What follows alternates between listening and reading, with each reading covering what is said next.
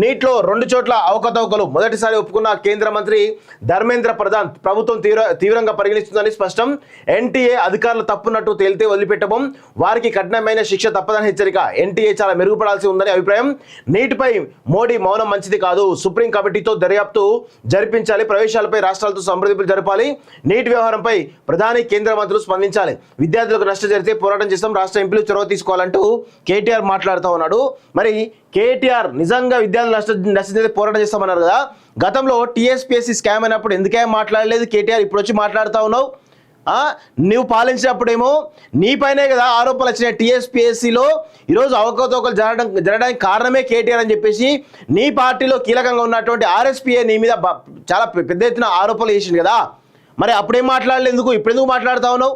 అసలు నీకు ఈ ప్రజా సమస్యలు కానీ విద్యార్థుల సమస్యలపైన పోరాడేటువంటి నైతిక హక్కు లేదు అనే విషయం కూడా గుర్తుపెట్టుకోవాలి కేటీఆర్. ఎందుకంటే గతంలో నువ్వు పాలకుడిగా ఉన్నప్పుడు ఇక్కడ జరిగినటువంటి అనేకమైనటువంటి పేపర్ లీకులు కావచ్చు, అనేకమైనటువంటి స్కామ్లకు బాధ్యుడు నువ్వే కదా. మరి నువ్వు ఎట్లా మాట్లాడతావు?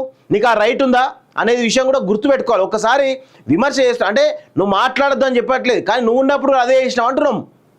అంటే నీ తీరు మార్చుకోమని చెప్తున్నాం.